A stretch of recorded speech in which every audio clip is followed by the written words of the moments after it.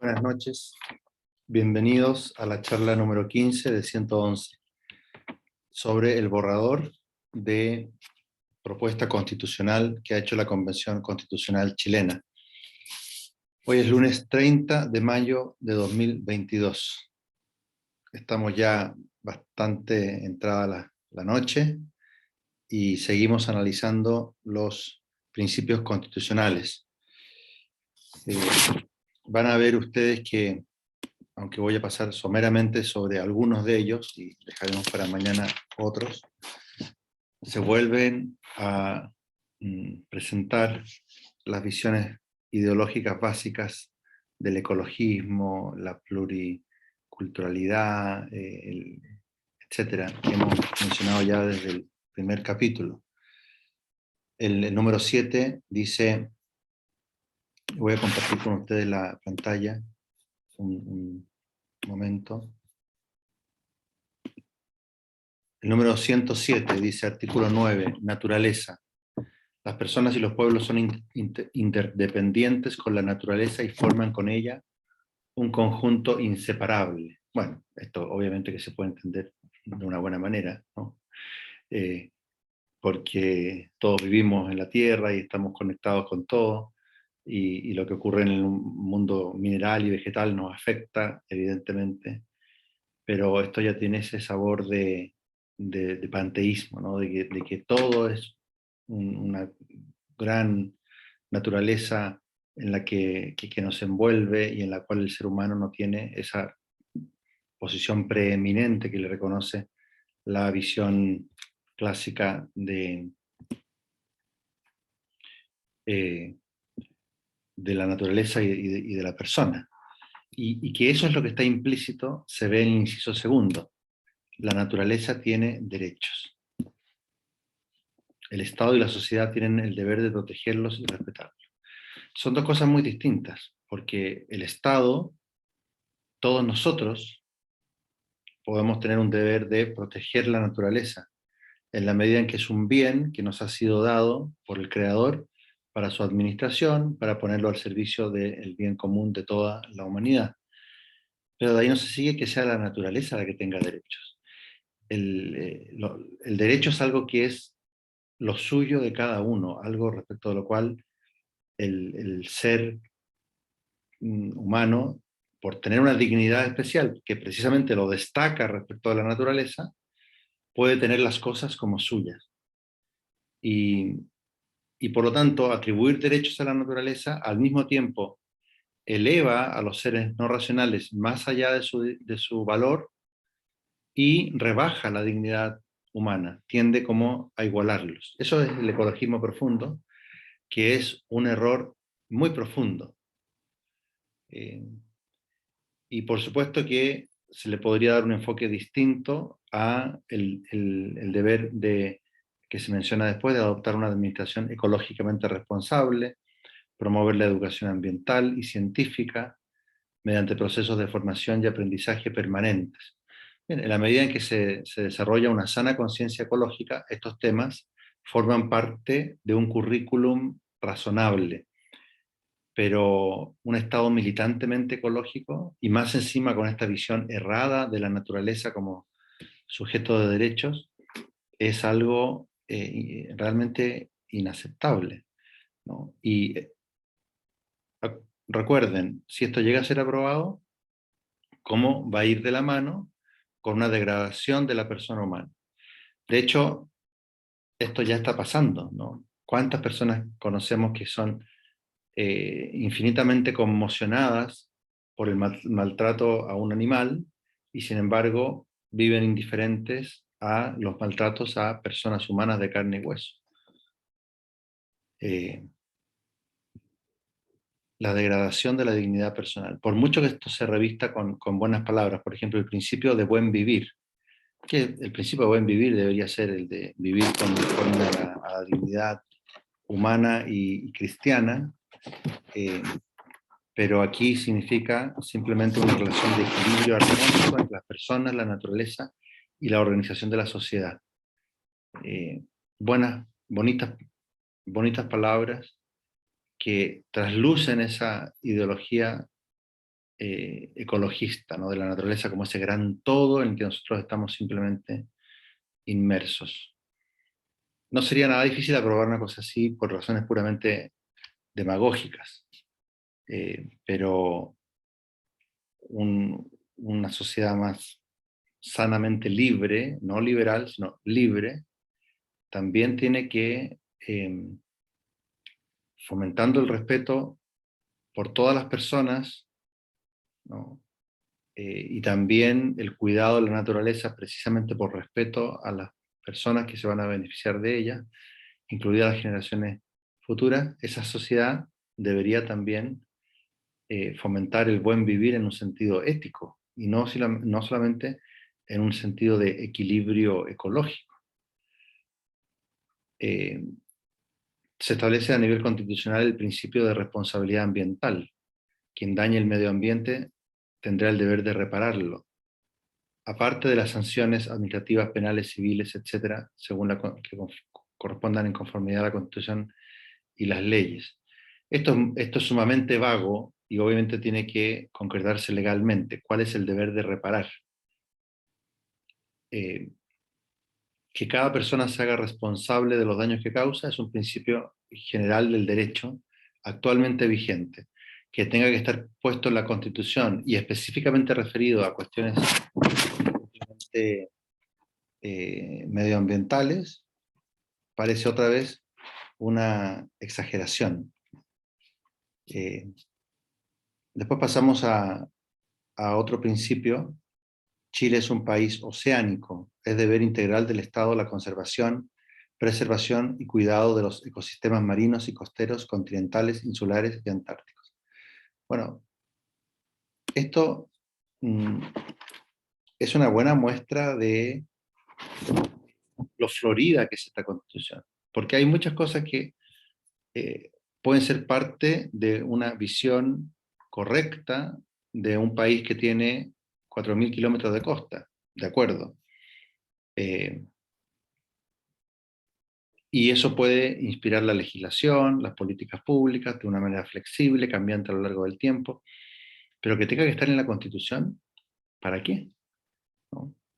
Es para darse un gusto ideológico de estos tiranos que han elaborado la nueva Constitución, que, que a través de varios trucos, como los escaños reservados, las listas de independientes, que al final eran grupos controlados en su mayor parte por fuerzas izquierdistas, etcétera, lograron una mayoría aplastante, aprovechando el ambiente y la efervescencia revolucionaria que se instaló en Chile desde el 18 de octubre de 2019.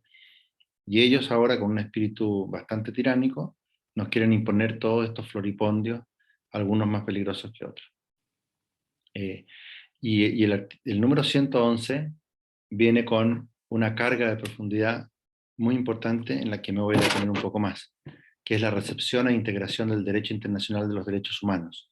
Actualmente, a partir de esa reforma del año 1989, si no recuerdo mal, en el que se le añadió el inciso final al artículo 5, se reconoce como limitación de la soberanía, ¿no? El respeto a los derechos esenciales que emanan de la naturaleza humana, tal como están reconocidos en la Constitución y en los tratados internacionales de derechos humanos que se encuentren vigentes. Y ya desde ese momento hubo una discusión acerca de si esa mención de los derechos humanos significaba o no que los tratados llegaban a tener un rango constitucional. Había dos opiniones. Algunos pensaban que no, que era simplemente una remisión a la ley. Eso es lo que pensaba yo en su momento cuando salió esa reforma, y así lo escribí en su momento.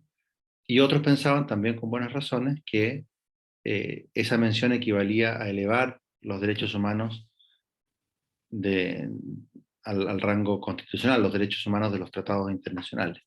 Bueno, lo que hace este artículo es decir explícitamente que los derechos y obligaciones establecidos en los tratados internacionales de derechos humanos ratificados por Chile y que se encuentren vigentes, los principios generales del derecho internacional de los derechos humanos y el derecho internacional consuetudinario de la misma materia, forman parte integral de esta Constitución y gozan de rango constitucional. Esto tiene variados inconvenientes, ¿no? Por ejemplo, que en la actualidad el sistema internacional de derechos humanos es enormemente liberal y están tratando de presionar los organismos encargados de monitorear la aplicación de los derechos humanos, etcétera, por la introducción de neoderechos, que en realidad son aberraciones, como el derecho al aborto, por ejemplo, o un supuesto derecho al matrimonio homosexual.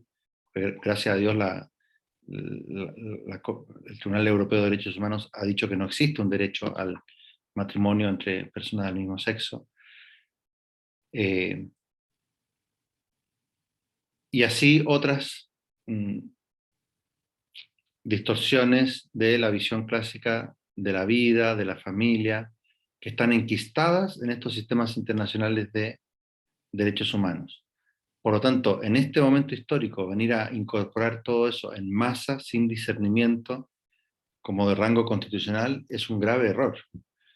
De hecho, obligaría a Chile, si quiere independizarse de esa presión globalista, a retirarse de esos tratados internacionales de derechos humanos.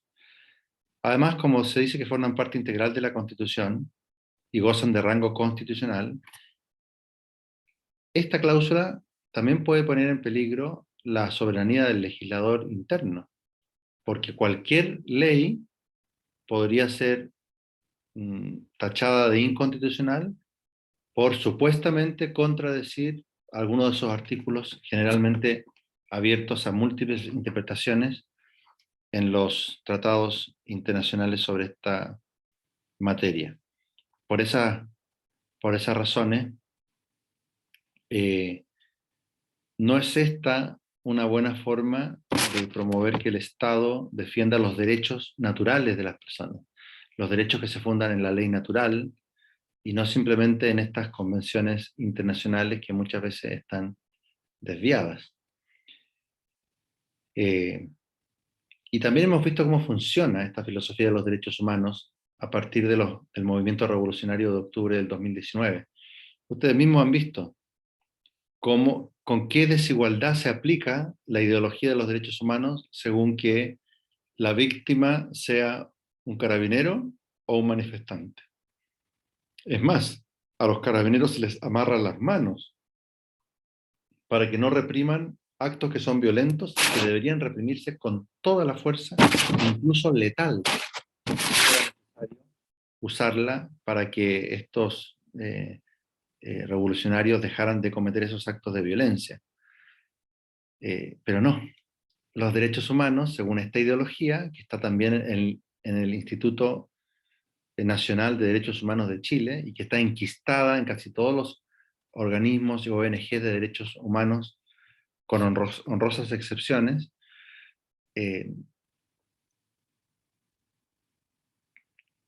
todo eso es una ideología que introduce una desigualdad enorme, que amarra la actuación de las policías, que les otorga una especie de protección especialísima a gente que lo que está haciendo es ellos violar los derechos humanos de los policías, de los ciudadanos comunes y corrientes, de los habitantes de las zonas de sacrificio como Plaza Baquedano y alrededores, y plazas en Melipilla, en Talagante, en montones de otros lugares de Chile que han sido vandalizadas, violan los derechos humanos también de los que ven arruinados sus pequeños negocios, sus emprendimientos, y que no son simples bienes materiales, son el sustento vital de cientos y miles de personas. Y basta 500, 100, 1000 violentistas que más encima gozan de la protección de esta ideología de los derechos humanos para cargarse todos esos bienes del prójimo. En un país bien ordenado,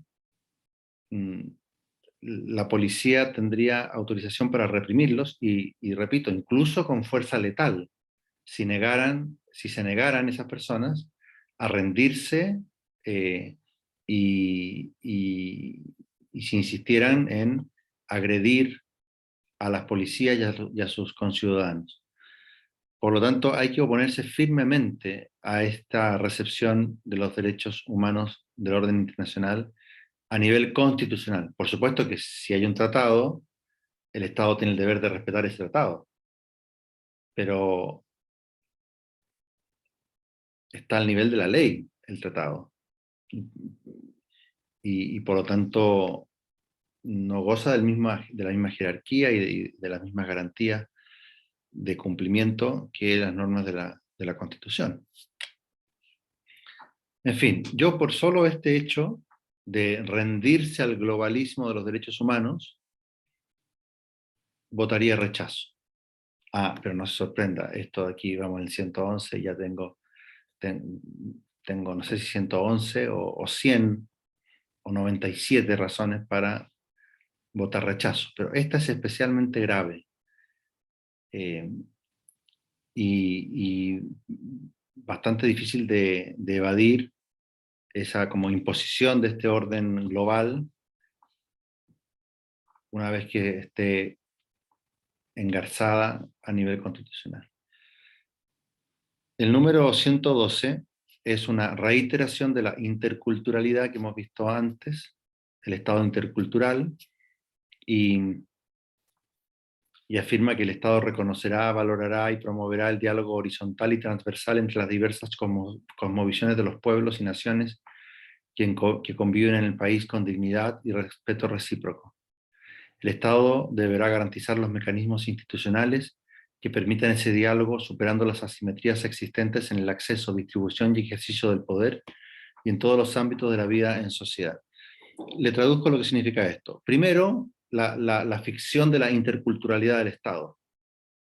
Cuando resulta que Chile es un Estado con una cultura, la cultura chilena tradicional, en la cual hay influjos de eh, orígenes culturales muy diversos. Y aquí se quiere privilegiar a esas cosmovisiones de pueblos y naciones que conviven en el país. De partida antes se había hablado de un solo pueblo y varias naciones, pero ahora se habla de pueblos y naciones. Eh, Se privilegia esas cosmovisiones, además eh, se eleva a estas minorías raciales a un trato privilegiado para así superar las asimetrías existentes en el acceso, distribución y ejercicio del poder, y en todos los ámbitos de la vida en sociedad. Cuando resulta que usted, señor que me está viendo, que es chileno, usted, señora, que es chilena, deberían decir, bueno, pero si ellos, aunque tengan una cultura o una subcultura especial, y unas raíces, por ejemplo, mapuche o diaguitas o huilliches o lo que sea, eh, tienen el mismo acceso a la educación, a la participación en la política que puede tener cualquier ciudadano, basta que quieran hacerlo. Y si hay impedimentos, que esos impedimentos sean removidos por las mismas razones que serían removidos en cualquier otro ciudadano. Por ejemplo, si alguien tiene impedimentos de participación porque es demasiado pobre. Bueno, ayudemos a toda la gente a salir de la pobreza, pero no privilegiemos en razón de la raza. Eso es una forma de racismo envuelta en interculturalidad. Eh, Tenemos una cultura nacional común, a la cual hacen sus aportes diversos orígenes culturales, tradicionales, etc. Esto de promover un diálogo entre diversas cosmovisiones de pueblos y naciones, etc., es darle a esas cosmovisiones un estatuto privilegiado que veremos enseguida, se le niega a las religiones. Pero fíjense lo siguiente, para una gran cantidad de chilenos, su religión, por ejemplo, católica, evangélica, eh, judía, islámica incluso que tenemos ahora, algunos, es parte de su identidad de un modo mucho más importante que esas cosmovisiones indígenas que se trata de promover. Y sin embargo eso va a quedar excluido por una neutralidad estatal del Estado laico.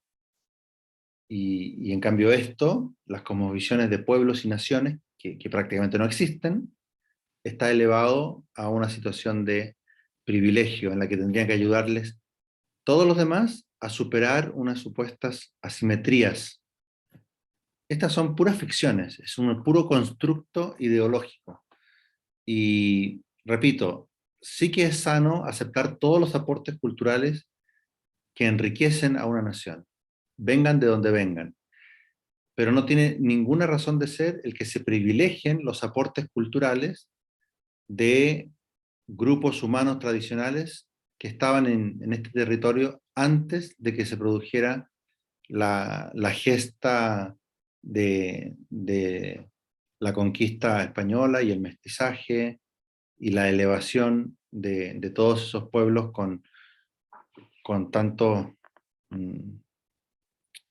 problemas, incluso morales muy importantes, que fueron combatidos gracias a la evangelización, ¿no? Pensemos en otras partes, ¿no? Los sacrificios humanos que había en México, en fin. Pero acá en Chile, bueno, se produce una conquista, un mestizaje, y hay aportes de las culturas locales, y hay un aporte mucho más alto y valioso de la cultura europea que, que fecunda estas tierras. Y después con los siglos siguen viniendo españoles de distintas zonas de España, italianos, franceses, siglo XIX muchos, alemanes, ingleses, y por lo tanto la interculturalidad de Chile es enorme, pero no es una interculturalidad de pueblos y naciones locales que empiezan a reivindicar una especie de revancha respecto de la conquista, ¿no? Si la conquista fue un evento civilizatorio maravilloso en América Latina, la gesta más grande que ha habido en la historia de la humanidad, y, y no la podemos negar, mucho menos borrar, y mucho menos dar privilegios culturales a personas que tienen los mismos derechos que cualquier ciudadano, y la mayoría de los cuales simplemente son mestizos como somos todos. En fin, el desastre de la interculturalidad en el número 112 del borrador. Vamos a ver cómo queda esto en la versión armonizada por la Comisión de Armonización. Y otro tanto cabe decir del plurilingüístico, el plurilingüismo, perdón. Dice el número 113, Chile es un estado plurilingüe. Eso es una mentira total, absoluta. Es decir, el idioma que se habla en Chile es el castellano. Y además en una evolución lingüística muy chilensis, de modo tal que muchos españoles no lo entienden. Me contaron que cuando dieron la película Taxi para tres en España, tenían que ponerle subtítulos. Bien, aquí se habla un solo idioma, que es el chileno. Algunos conocen un poquitito de Mapudungún, y ya está, se acabó. Por tanto, que diga este artículo, Chile es un estado plurilingüe, su idioma oficial es el castellano, y los idiomas de los pueblos indígenas serán oficiales en sus territorios y en zonas de alta densidad poblacional de cada pueblo indígena. Esto último es totalmente artificial. Eh, y lo único que hace es crear una burocracia lingüística en la que todo tiene que multiplicarse sobre texto de que en determinadas zonas son territorios indígenas. No, no debe haber territorios indígenas. Hay un solo territorio nacional y es chileno. Y si hay algunas tierras asignadas especialmente a algunas comunidades indígenas, eh, eso que se puede hacer, que se está haciendo ahora, eh, bueno, a lo mejor si se sigue abusando de ese sistema, habría que revertirlo. Pero si no se revierte, son tierras asignadas sin que tengan derechos políticos especiales y mucho menos el derecho a que a que el Estado de Chile se pliegue a un cierto idioma. Y después se dice, el Estado promueve el conocimiento, revitalización, valoración y respeto de las lenguas indígenas de todos los pueblos del Estado plurinacional. Esto es una aberración, porque recuerden que se mencionan como 8 o 10 pueblos del Estado plurinacional, o naciones, o lo que ustedes quieran. Y, y la mayoría de esas lenguas están prácticamente extinguidas. Entonces, empezar con un proceso de revitalización es irreal, como les digo. Nosotros no somos Canadá, donde se habla inglés y francés. No somos España, donde está Cataluña, por ejemplo, el País Vasco, Galicia, donde se hablan eh, lenguajes locales. Somos un país donde el único idioma que nos une es el castellano en su deformación chilena.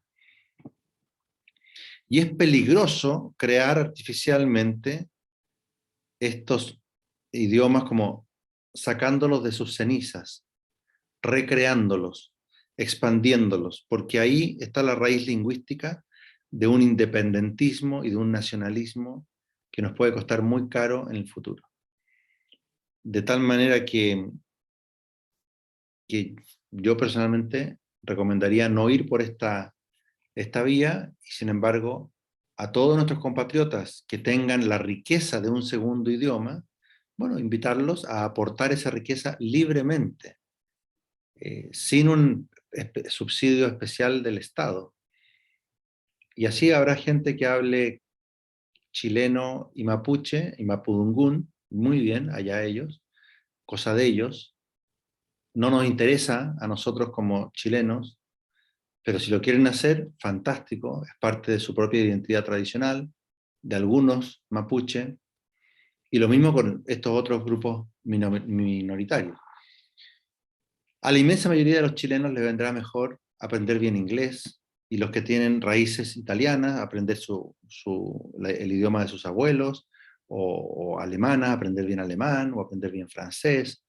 Esas son como ampliaciones lingüísticas que se dan dentro de un margen de libertad y que no vienen impuestas desde el Estado.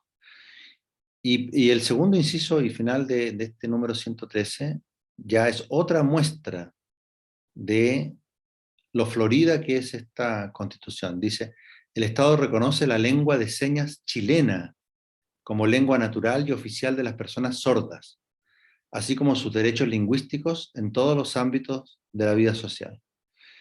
Y a mí me parece muy bien ayudar de la mejor manera posible a los sordos. Y esto se viene haciendo hace mucho tiempo, y es bueno que haya lenguaje de señas y otras ayudas. Pero ¿tiene que estar en la Constitución ese verdadero progreso? No, no tiene por qué estar en la Constitución. Para eso bastan las leyes corrientes. Bien, y vamos a llegar hasta ahí porque en la próxima sesión, el número 114, se refiere al tema del Estado laico. Y solamente le adelanto una cosa.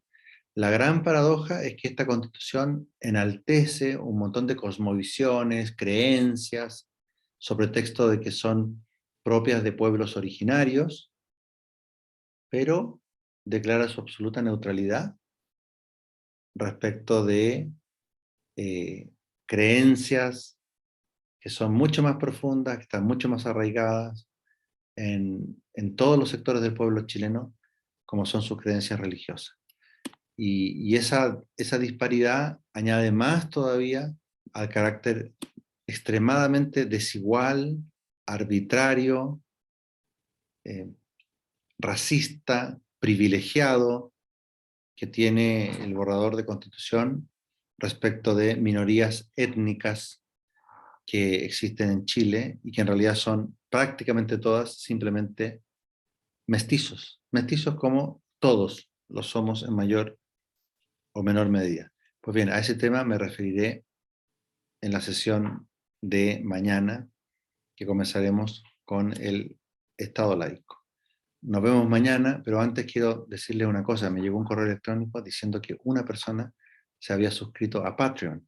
Así que le doy las gracias y ya le mandaré un mensaje a esa persona y espero que esto siga creciendo, ¿no? Porque estoy muy agradecido con que alguien ya haya dado ese paso.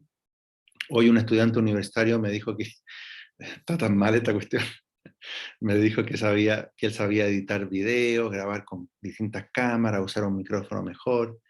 Y yo le dije, yo te voy a contratar cuando tengas suficientes donantes, porque si a la gente no le interesa lo suficiente como para donar, bueno, aguantémonos todos con la calidad que es posible, que es esta, la de filmar delante de la cámara del computador y usar su audio. Tampoco es tan malo lo que yo alcanzo a ver en YouTube, pero por supuesto que se puede mejorar y me gustaría mucho poder contratar a estos ayudantes para hacer más programas, mejores, más editados y llegar a mucha más gente. Y con eso, suscríbanse a YouTube, hagan sus donaciones a través de lo que quieran, PayPal, cuentas corrientes y sobre todo a través de Patreon, que puede ser algo recurrente. Creo que PayPal también se puede hacer algo recurrente, pero no estoy seguro.